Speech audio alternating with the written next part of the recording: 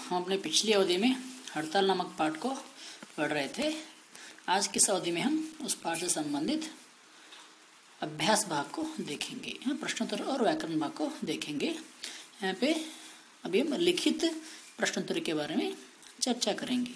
ठीक है, पहला प्रश्न है, बिजली, पानी, गैस और पेट्रोल के हड़ताल पर जाने का मुख्य कारण क्या था? उनका हड़ताल पे जाने का मुख्य कारण क्या था? उत्तर है, बिजली, पानी, गैस और पेट्रोल ने समाज द्वारा अंधाधुंध दुरुपयोग किए जाने का विरोध में हड़ताल की थी। हड़ताल पर वह गए थे। ठीक है, दूसरा प्रश्न है, इन वस्तुओं के दुरुपयोग के संबंध में आपकी अपनी क्या राय है? आपकी क्या राय है? आपका ओपिनियन क्या है? ठीक है, इसको हम ऐसे लिख सकते हैं कि घरों और संस्थानों में प्रायः बिजली, पानी तथा पेट्रोल का दुरुपयोग होता है।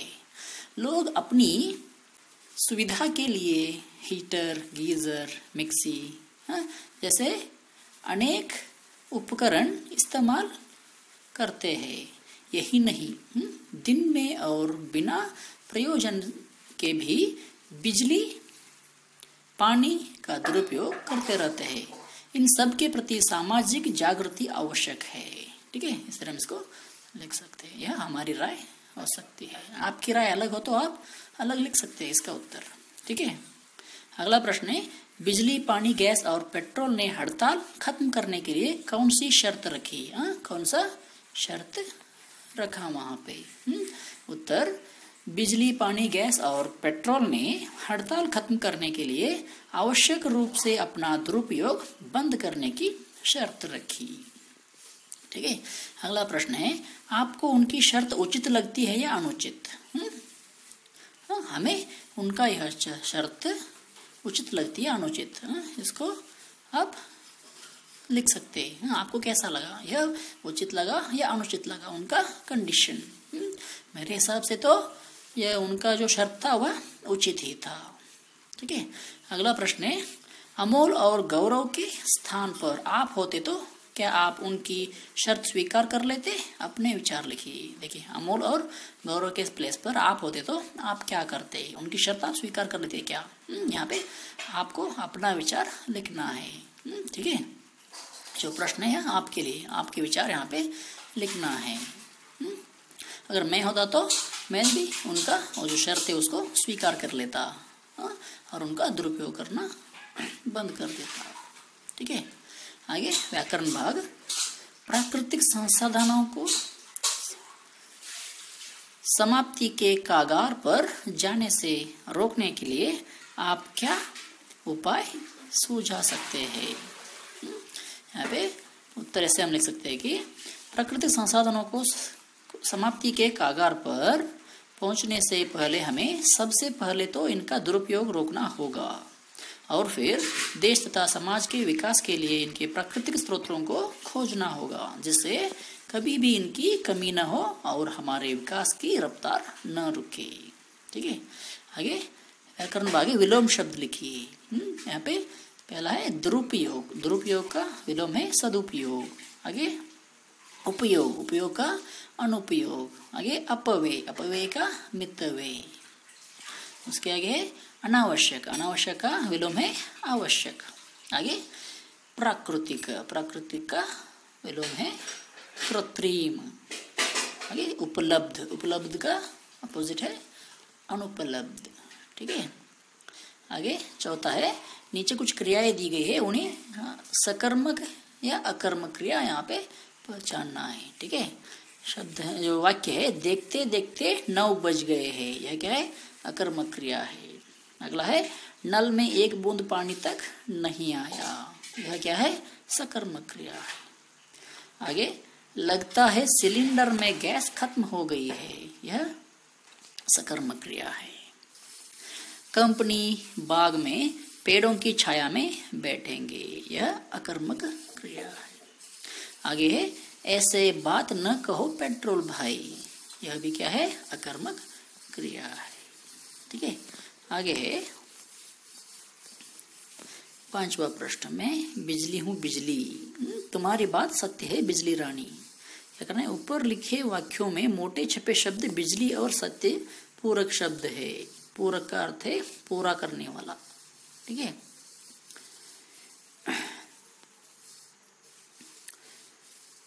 ऊपर लिखे वाक्यों में प्रश्न पूछने पर क्या हुआ है, मैं क्या हूँ, उत्तर बिजली है। तुम्हारी बात क्या है, उत्तर सत्य है। इस तरह क्या करना है, इस प्रकार 5 पूरक शब्दों का प्रयोग करते हुए 5 वाक्य बनाइए। हमको भी क्या करना है, 5 वाक्य बनाना है। ठीक है, पहला है मेरे बड़े भाई शिक्षक है।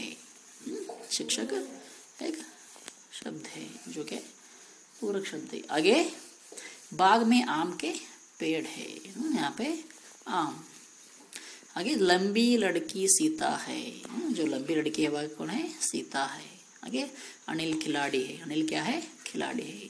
अगला है आपकी जानकारी गलत है, आपकी जो जानकारी है वह गलत है। यहाँ पे छठा है, छठा क्या है, देखिए निम्नलिखित सभी शब्द संज्ञाएं है, इन्हें पहचान कर जातिवाचक, व्यक्तिवाचक और द्रव्यवाचक या भाववाचक संज्ञा वर्ग में करें। यहाँ पे डिवाइड कर लेना है, नीचे शब्द दिए गए हैं उनको क्या करना है, इन्हें अलग अलग डिवाइड करके लिखना है, कौन से जातिवाचक है, कौन से व्यक्तिवाचक है और कौन से द्रव्य या भाववाचक है। ठीक है, पहले जातिवाचक संज्ञा के बारे में देखेंगे। इनमें कौन कौन से जातिवाचक है, स्कूटर, हवाई जहाज, शरीर, मंच और घर, यह क्या है, जातिवाचक संज्ञा है। आगे है व्यक्तिवाचक संज्ञा, अमोल और गौरव, ये दोनों है यहाँ पे व्यक्तिवाचक संज्ञा है। आगे द्रव्यवाचक संज्ञा, यहाँ पे पेट्रोल, गैस, दूध, पानी, चाय, बिजली, यह सभी क्या है, द्रव्यवाचक संज्ञा है। आगे भाववाचक संज्ञा, यहाँ पे आदत, सच्चाई, प्यास, गर्मी, रात, अंधेरा, यह सभी भाववाचक संज्ञाएं है।